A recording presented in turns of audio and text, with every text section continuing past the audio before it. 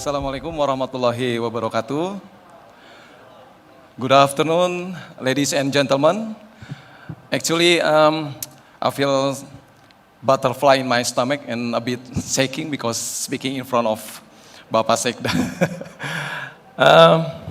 Dear Honorable Regional Secretary of West Java Province, Bapak Setiawan Wasa Atmaja, Dear Honorable Head of One-Stop Integrated Service and Investment Office, Ibu Noneng Komara, and also Bapak Boy Iman Nugraha, and all distinguished guests of West Java Investment Summit.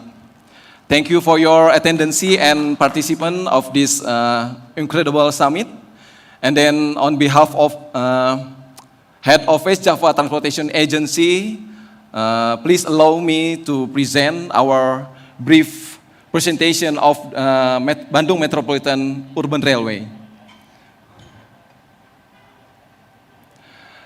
As a part of the background of the project, the Bandung Metropolitan Urban Railway covers 5 different regions: Bandung City, Cimahi City, Bandung Barat Regency, Bandung Regency, and also Sumedang Regency.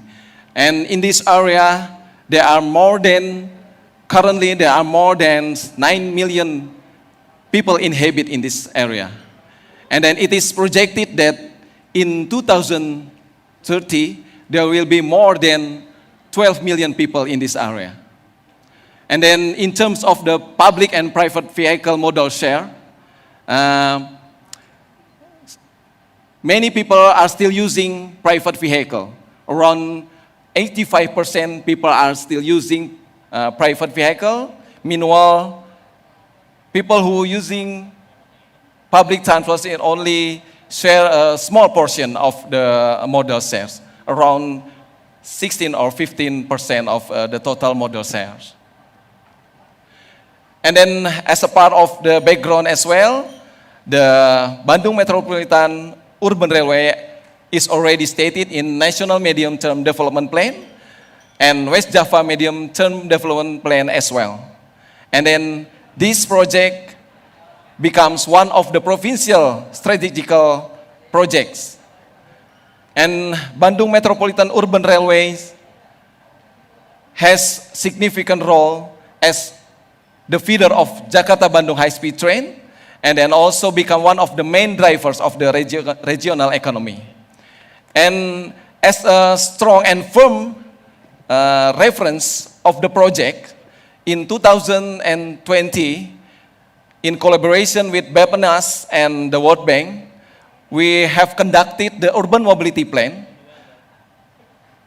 which consists of 5 phases, 12 steps, and 2 reports. These urban mobility plans dealing with the baseline analysis and also the strategy and action plan of the mass transport in Bandung metropolitan area. And as an illustration of the analysis that we have conducted in this urban mobility plan, one of them is multi-criteria analysis of route preference. And based on these 6 aspects, to choose 7 corridors that already proposed by West Java Provincial Government, we come up with the result that the corridor Leuwi Panjang Soreang, and then Leuwi Panjang Babakan Siliwangi, and Jatinangor Leuwi Panjang as our priorities in Bandung Metropolitan Urban Railways. And as a final result of the urban mobility plan, for the first phase recommendation, there are 3 different priorities. The first one is to improve the service, the existing service of railways from western area of Bandung Metropolitan, Padalarang, to eastern part of Bandung Metropolitan, which is Cicalengka, for the commuter railways. And the second one is to build the new elevated north-south urban railways from Babakan Siliwangi to Leuwi Panjang to Margahayu. And then the third one is to be elevated west-east urban railways from Lewi Panjang to Jatinangor. And this is the whole corridors that we have already proposed for the urban Bandung Metropolitan Urban Railways. And then this is the illustration of the first phase, the north-south, and also the second phase from Lewi Panjang to Tegaluar. In more detail information about the proposed corridors, the north-south corridors consist of 17 stations, spans around 16.4 kilometers, and then there is one very crucial location, which is Lewi Panjang Intercity Bus Terminal, which will be the super hub of these two corridors. And then the second one, the east-west corridors from Lewi Panjang to Tegaluar, consists of 16 stations with 16.5 kilometers length. And then this corridor will be connecting the final station of high-speed railway in Tegaluar into the city of Bandung.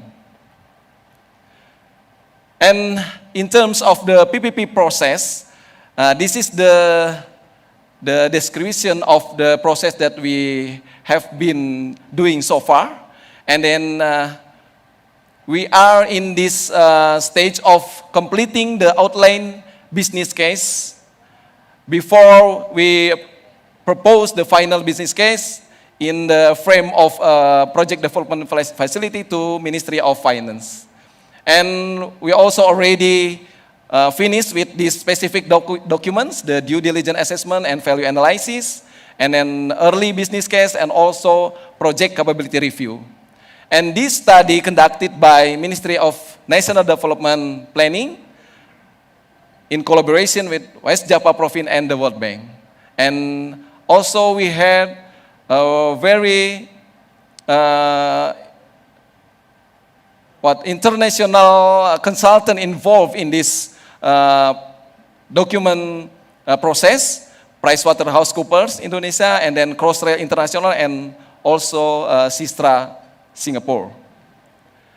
And this is the key milestones of the project.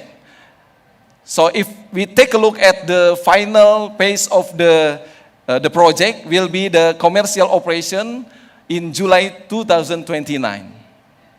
And then by this October, we are going to complete our outline business case. And then by next year, the final business case will be finished as well. And this is an illustration of the analysis that we are dealing with in the OBC process, that we are going to, we need to select the technology of the urban railways. And then based on this multi-criteria analysis, we have the result that we are going to implement the light rail transit for the project. And this is the project cost analysis, the demand projection that in 2052, it is projected that there will be around 2 million people per day using this LRT. And then this is the tariff and revenue information. And based on the project cost analysis, this is the revenue projection until 2052, and also the CapEx and OpEx information regarding the projects. That, as already mentioned by Pak Sekda, it is around 664 for the CapEx for the north-south line, and then for the east-west line is around 722 million US dollar. And also this is the project indicator, the financial parameters, the government support, and also the provincial government readiness. As we know, as part of the provincial government readiness, that West Java has very high level for the fiscal capacity index, and also for the financial report that we have unqualified opinion or wajar tanpa pengecualian. And this is support that we need to face our next stage of the PPP process, that we are going to propose the proposal for the project development facility to Ministry of Finance, and also the process of being listed in PPP book guided by Bappenas. And then we need to have more in-depth discussion with project owner, which is Bapak Gubernur, and then also discussion and approval from the legislator. And in terms of the financial scheme, that we still have opportunity, beside the PPP, the full bundle PPP, we have opportunity to use the infrastructure development using loans through the central government. And for the PPP scheme, one of the alternative is for the rolling stock and operation or maintenance. And that's all my presentation.